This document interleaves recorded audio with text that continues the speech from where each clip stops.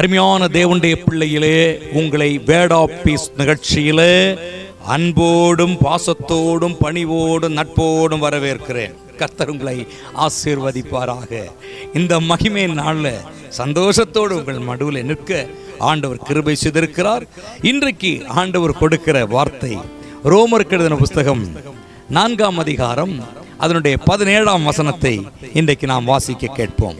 அதில் இப்படியாக ஒரு வாசகம் சொல்லப்பட்டிருக்கிறது, மரித்த நம்மை உயிர்ப்பிக்கிறார் என்று. மரித்த நம்மை உயிர்ப்பிக்கிறார் கொஞ்சம் வித்தியாசமாக இருக்கிறது. மரித்த நம்மை உயிர்ப்பிக்கிறார். எதில்? பாவத்திற்கு மரித்திருந்த, பரிசுத்தத்துக்கு மரித்திருந்த, உண்மைக்கு மரித்திருந்த, விசுவாசத்திற்கு மரித்திருந்த, ஜபத்திற்கு மரித்திருந்த, சபைக்கு போவதற்கு மரித்திருந்த, ஆராதனைகளை கலந்து கொள்வதற்கு மரித்திருந்த, ஆராதனைக்கு மரித்திருந்த நம்மை ஆண்டவர் உயிர்ப்பித்து இவைகளை திரும்பவும் நம்முடைய கரங்களில் இருதயத்தில் விசுவாசத்தோடு நிற்க கர்த்தர் ஒப்பு கொடுத்திருக்கிறார், தந்திருக்கிறார். அதற்காக முதலாவதாக நான் ஆண்டவருக்கு நன்றி செலுத்துகிறேன்.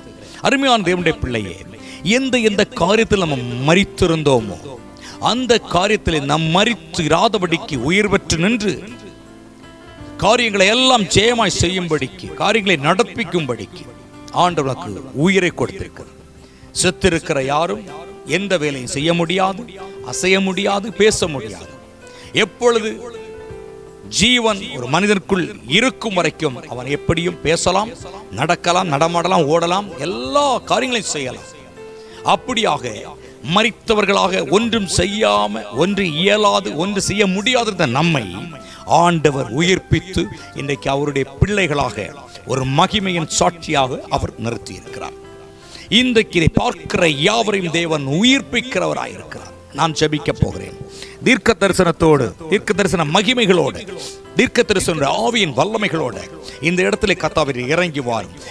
எந்த காரியத்தில் இந்த பிள்ளைகள் மரித்து போய் இருக்கிறார்களோ, செய்ய முடியாதபடிக்கு, செயல்பட முடியாதபடிக்கு, ஜெபிக்க கூடாதபடிக்கு, துதிக்க முடியாதபடிக்கு, பரிசுத்தமாய் ஆலயத்தில் போய் ஆராதிக்க முடியாதபடிக்கு செத்து போய் மரித்து கிடக்கிற இவர்கள் மேல் ஒரு ஜீவனை அனுப்பி ஆராதிக்கும்படியும் துதிக்கும்படியும் ஜெபிக்கும்படியும் செய்து இவர்கள் மேல் உயிர் இருக்கிறதை ஜனங்கள் பார்க்கும்படிக்கு என் ஆண்டவர் கிருபை செய்யணும் என நாங்கள் ஜெபிக்கிறோம்.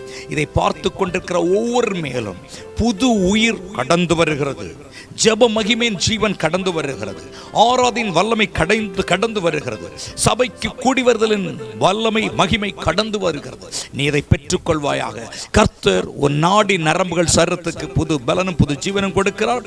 இயங்க முடியாத இருக்கிற உறுப்புகளை கர்த்தர் இயங்கும்படி செய்து, செத்து போயிருக்கிற நாடி நரம்புகள், உடல் உறுப்புகளை, நரம்புகளையும் கர்த்தர் உயிர் பெற செய்து பலத்தோடு கர்த்தர் நிறுத்துவாராக. கர்த்தர் நிறுத்தி கொண்டே இருக்கிறார். அப்படியே செய்வார். ஆமென்று நடக்கட்டும். கர்த்தர் உங்களை ஆசீர்வதிப்பாராக. ஆண்டவரே, நீர் இந்த குடும்பங்கள் முழுக்க பொறுப்பேற்றுக் கொள்ளும். ஆசீர்வதியும் இயேசுவின் நாமத்தில் ஜெபிக்கிறோம் நல்ல பிதாவே. ஆமென், ஆமென், ஆமென். Thank you. God bless you. God bless you.